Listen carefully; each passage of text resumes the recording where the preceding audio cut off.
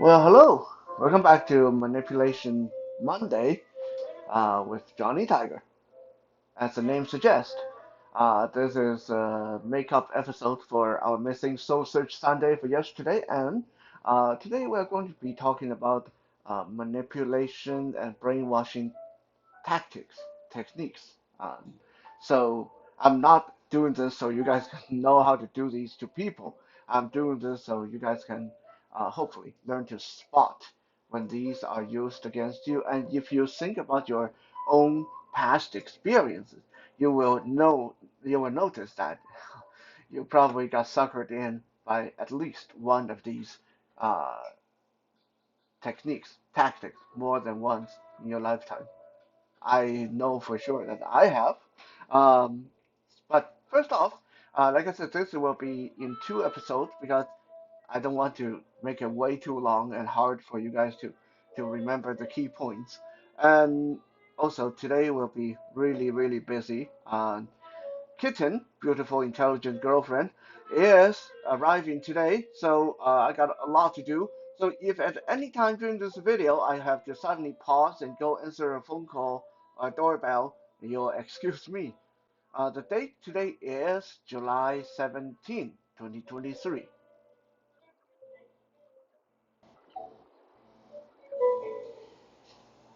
Before we begin, let me quickly state that, personally speaking, I am of the belief that not all manipulation, not all brainwashing is bad.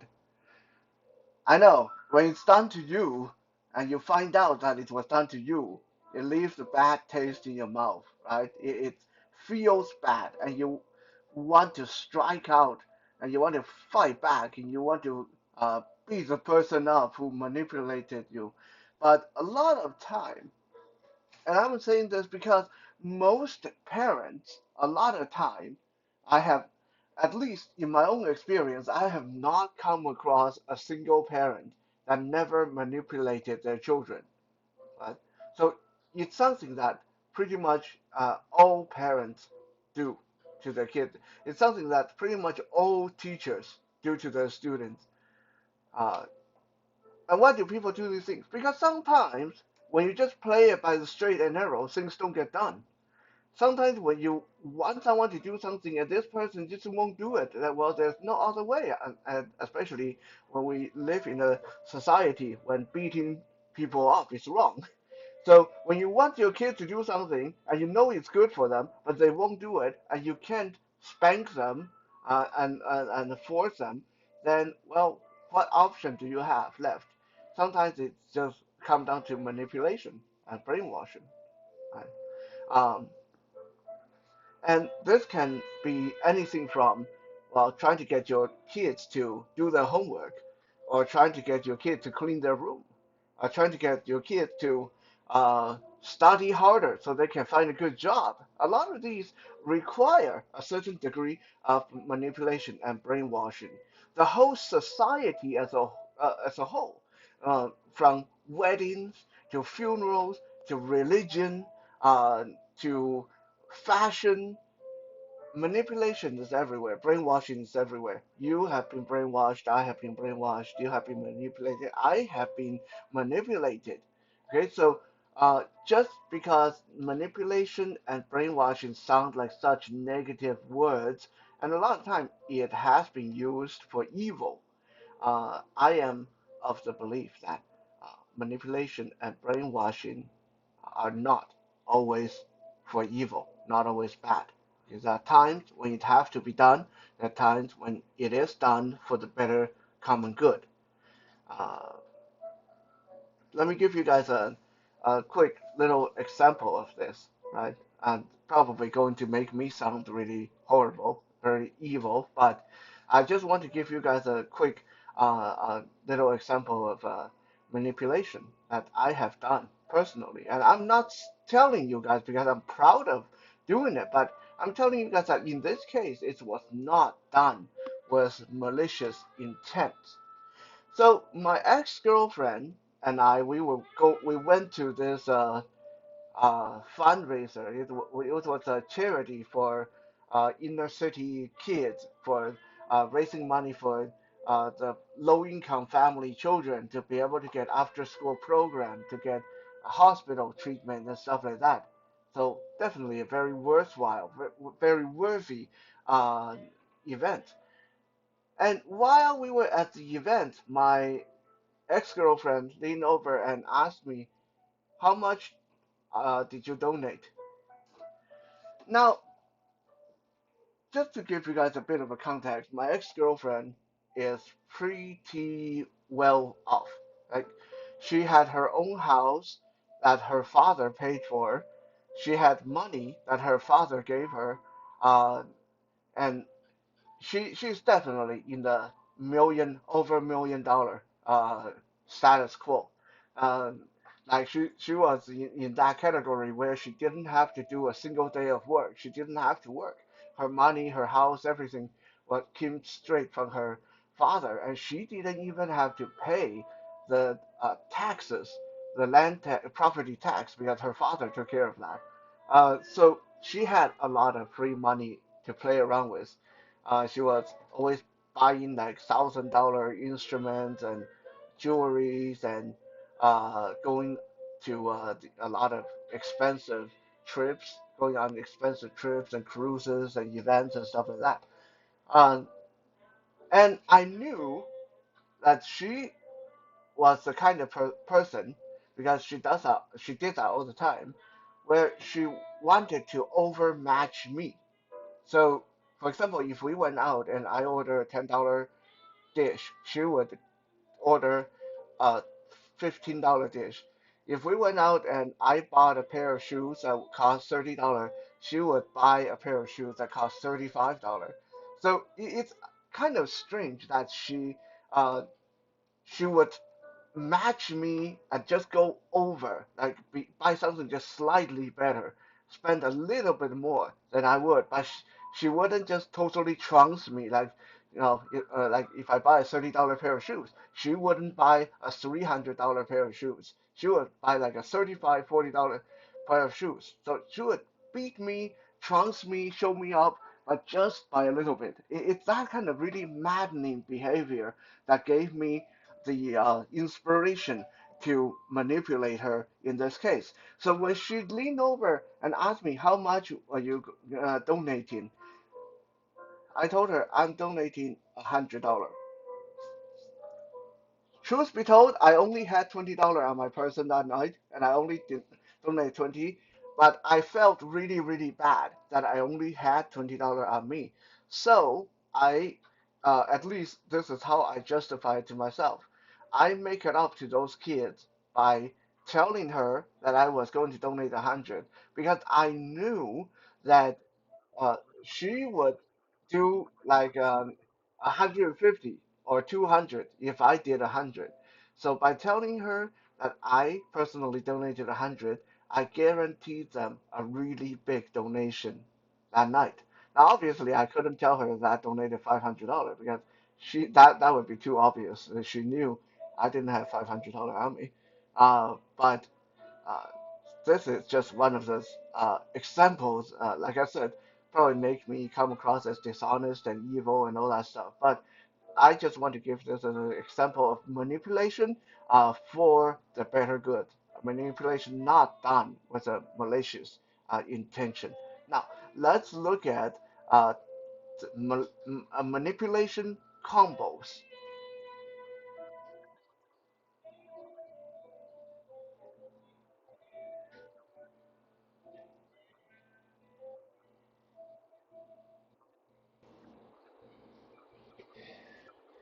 What are manipulation combos? We heard about punching combos, kicking combos. When you do martial arts, there's all kind of combos and katas and uh, combo movement like left hook, right cross, and left jab, right cross, left hook, right uppercut, stuff like that. And you guys are familiar with some of these if you've been following my martial art videos. Um, so what are manipulation combos? These are combo behaviors. These are behaviors and tactics stringed together to brainwash you, to manipulate you, to manipulate a group of people sometimes. Because manipulation and brainwashing don't always just work on one person. Sometimes it works on multiple targets. So today we'll look at four of these very insidious, very tricksy, very sneaky manipulation combos, and let's see how many of them you can spot that have been done to you in the past. The first combo is a left, right, and center three-hit combo. Uh, the left, right, and center is a very popular manipulative technique. It has three components, as the name suggests. The left is the tearing down, the right is the building up, and then the center is the direction. Right? So left, right, and center. Tear down, build up, direction. What is this? Okay, let me give you guys a real life example of how this was done.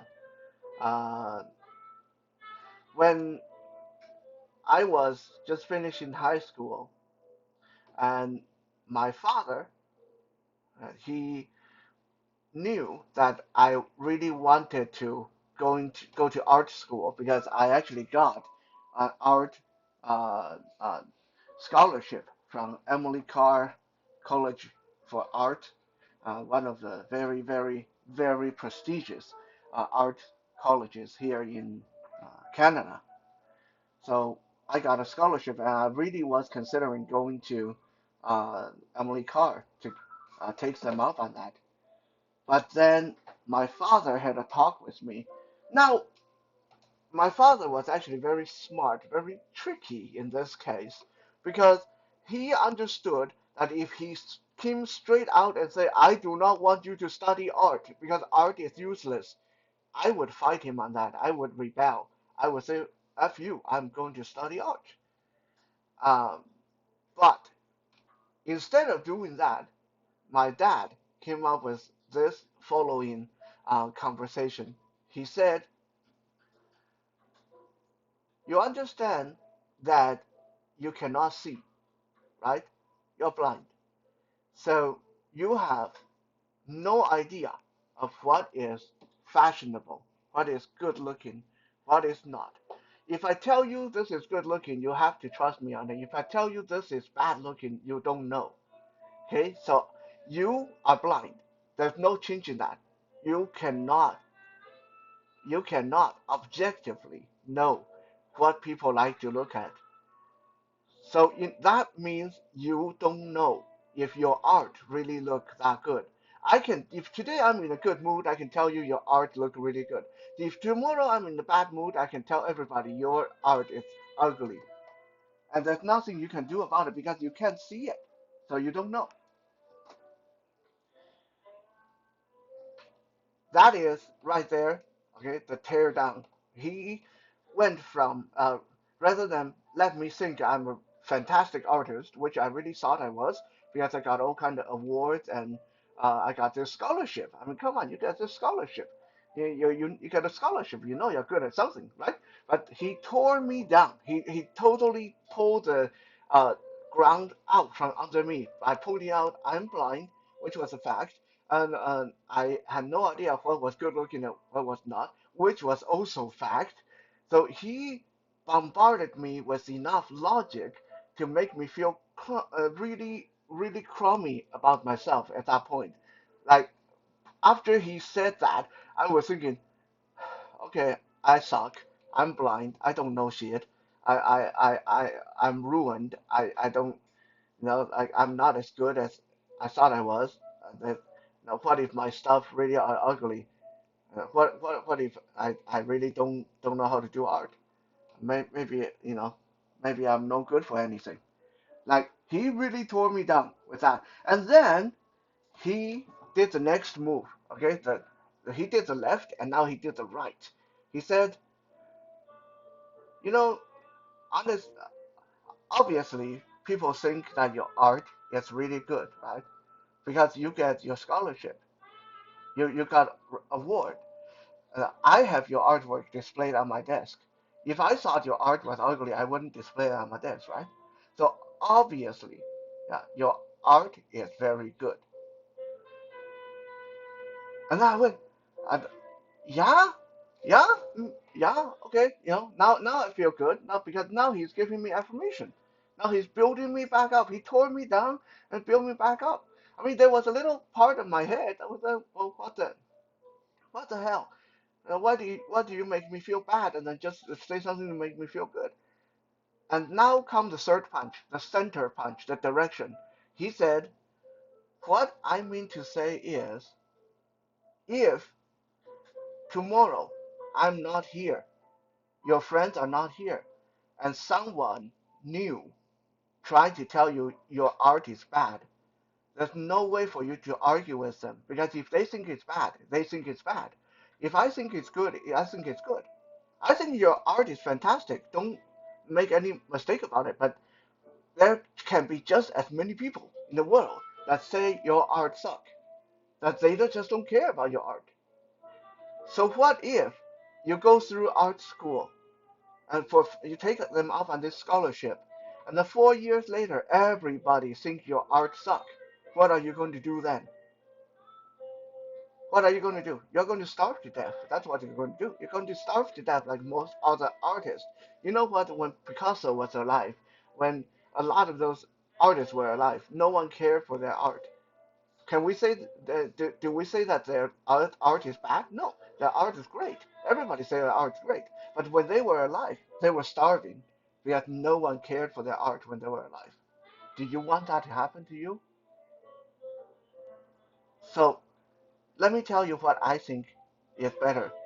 Keep doing your art because you're so good at it, but don't do it as a career.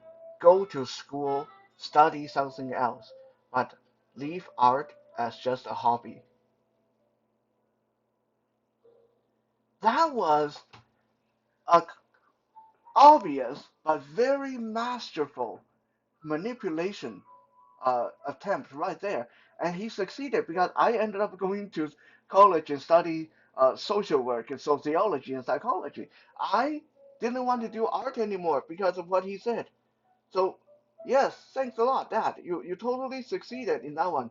Uh, I don't know if I went to school and studied art, would I really be starving, um, or would I be better off than I am today?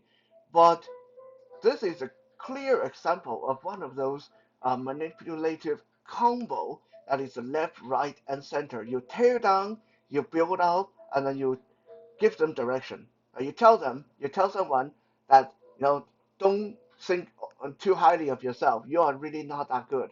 And then you say, no, I actually think you're really cool. You are really, really awesome. And then you give them the direction. But there can just be situations when you're not as good as you think you are.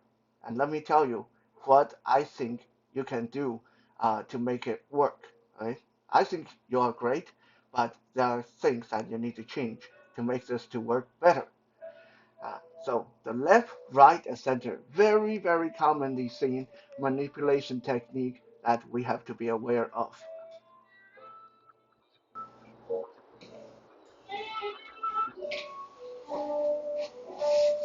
Number two, the second commonly seen manipulative tactic is called isolate and overwhelm.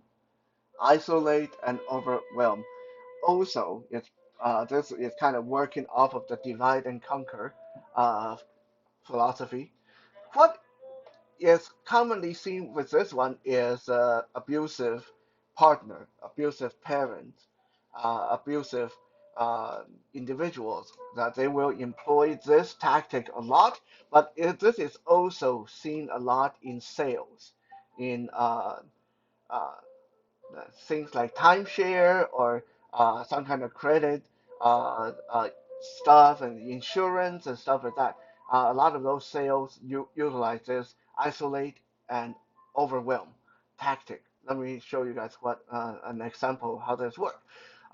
Isolate means to get you in a place where you first cannot think. Uh, you don't have enough time, enough space to really think. Second, it's hard for you to consult with anyone else, and it's hard for you to look up information on your own. Okay, so it's not really get you alone physically, but to get you into that mental space where you have no one to talk to, you don't have an easy access to information, and you are not left alone long enough to think about things. This is very big in the first step of isolation. This happens when that abusive boyfriend might tell you, I'm the only one who loves you in the world. No one else will love you. Look at you. You're so fat and ugly. You don't know how to wash dishes. You don't know how to raise children. Why would anyone else want you? Uh, and they keep telling you that, and then they will also uh, do things like isolate you from your friend. Whenever you talk to your friend, they'll say, that friend, she really hate you. I know she sounds like she's your friend, but she sucks. Like do you know, like when she's not talking to you, she tell everybody how ugly and fat you are. Do you really want a friend like that? When you're talking to your relatives, they tell you, what the kind of thing that your brother and sister say about you behind your back. So they're constantly drawing you away from your resources, from your friends and families, and this will start to isolate you mentally, physically, emotionally. Same thing with things like timeshare and similarly corporate sales. The common tactic is, hey, come to our event. Come to our event. We got food, we got a resort, and you can come stay with us for 3 days. Everything is free. And then you go there. Now you're away from your family, you're away from your friends, and then they say, "Oh, we would like you to come to this meeting. By the way, please leave your phone off during the meeting." So leaving your phone off, this isolates you. You cannot call people to verify information. You cannot use your phone to research what they're telling you. And then they spend the next 2 hour, 5 hour, 10 hour, whatsoever, filling you up with information, stat data and uh, charts and the state of economy, and there's a lot of real information, a lot of false information. Basically, they bombard you with information to overwhelm you. So in the end, you know that you probably need to research something, but you don't even know where to begin. And in the end, they make you sign that paper by offering you one simple solution. We know and we understand this is so much, and most people find it so overwhelming. So we make it simple. Okay, so this is what we do. If you pay us this amount of money, this is what's going to happen, and all your worries will be out the window. Look, it's just like that abusive boyfriend, right? I know everybody hates you, but I love you. So what if I beat you up every so often? It's because you piss me off. If you're good to me, if you're good, then I wouldn't. I love you so much. Why would I beat you? I'm the only person in the world who love you. Without me, where would you be? So this is such a common tactic that it's very important for us to learn how to spot it when it happens. Isolate and overwhelm. Whenever you spot that, it's time to put your guard up.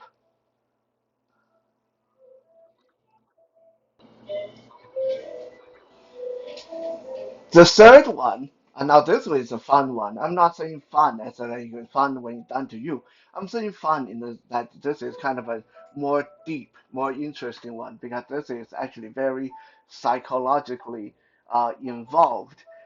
So are the previous one. I mean, anytime when there's brainwashing and manipulation, it's something to do with psychology. But personally, I find the third one, the one I'm about to tell you, is a more interesting one. This one is called the shadow of the stick. We have all heard this concept, the stick and the carrot, right? When you whack someone with a stick when they do something bad, and you give them a carrot when they do something good. So this will encourage people to do good things. Uh, that is a more crude kind of manipulation. But the shadow of the stick is a more advanced form of manipulation. How does this work? This work on the premise that you create a tense, uncomfortable, fearful environment. You don't actually harm the person. This is why it's called the shadow of the stick.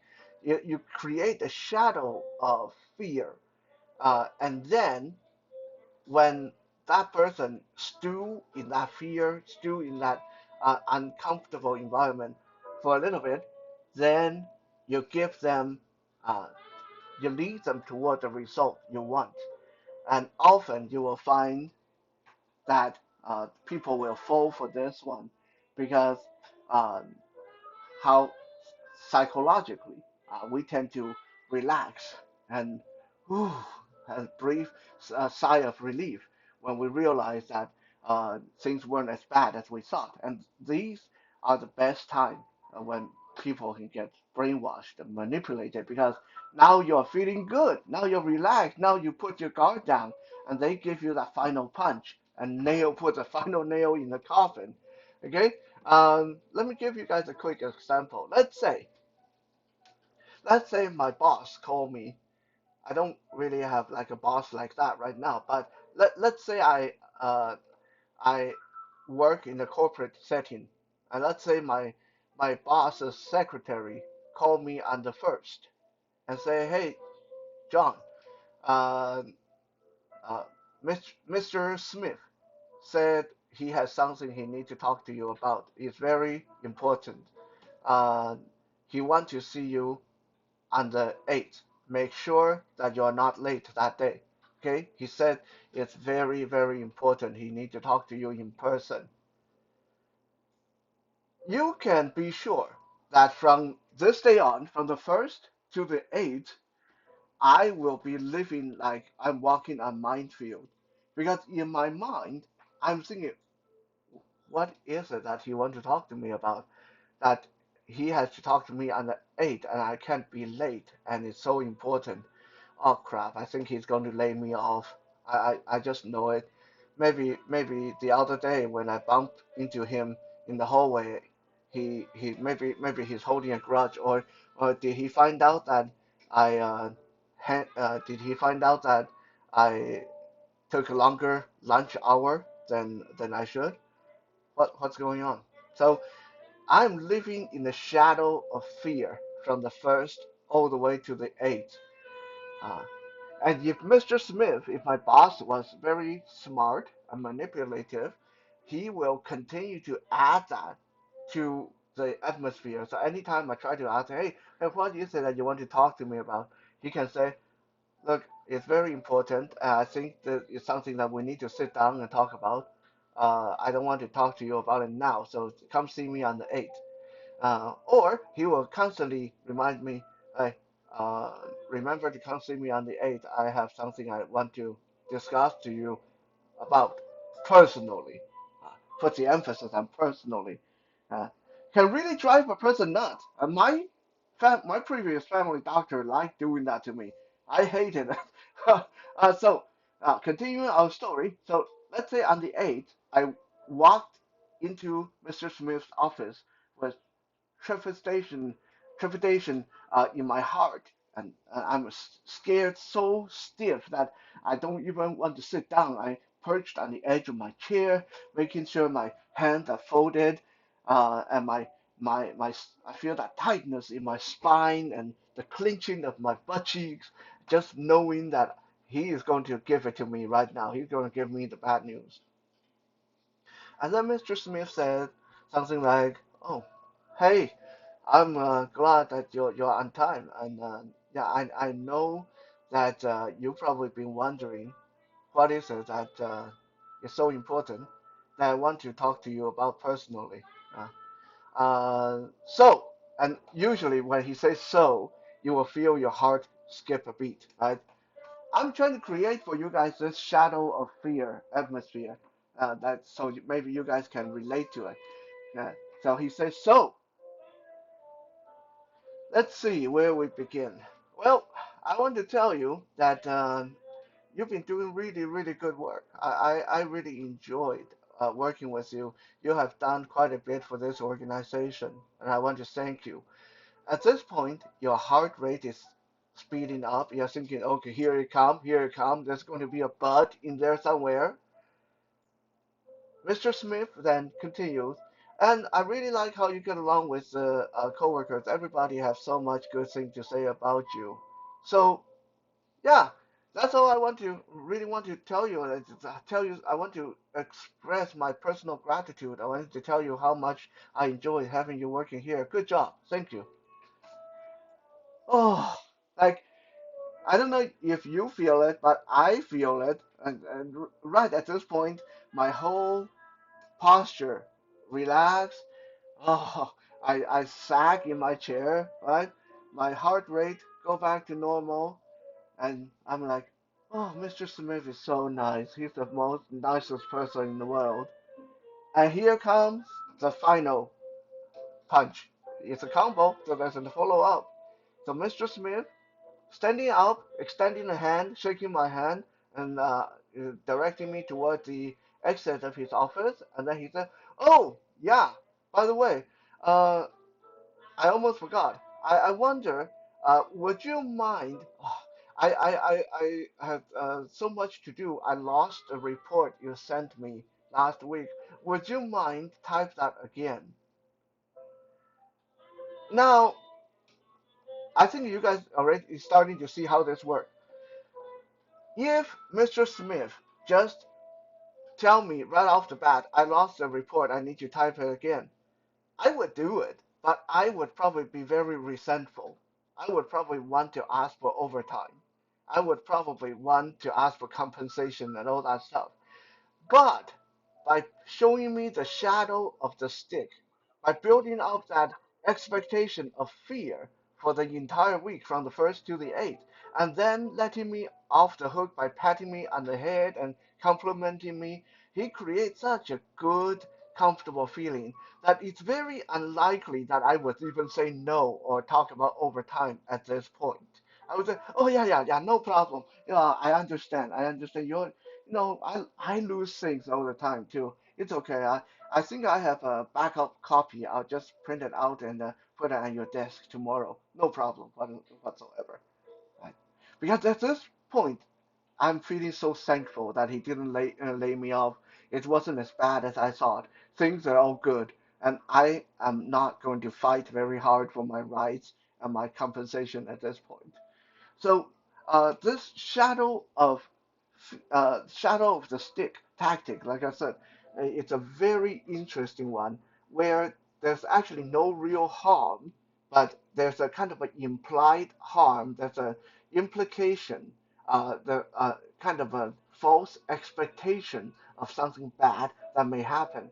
And then when you realize that things are all good, it's not bad, you it creates a kind of euphoria in your head, and then that will set you up for that final punch, which is what they want you to do, what they need you to do, what they want from you.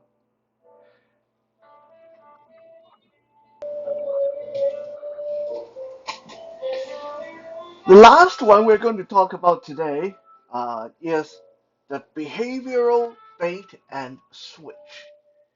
This one sounds insidious as hell. It sounds kind of evil, but it's actually not. It can be, it definitely, like all these tactics can be used for bad purposes, but behavioral bait and switch is basically what a lot of us do. It's basically what a lot of us do for ourselves even. This is basically the core of behavioral psychology. To put it in the simplest term, behavioral bait and switch is you change how someone feels about a circumstance or situation by modifying their behavior. Change their attitude by modifying their behavior. Right? So there's many examples and many different forms this can come across.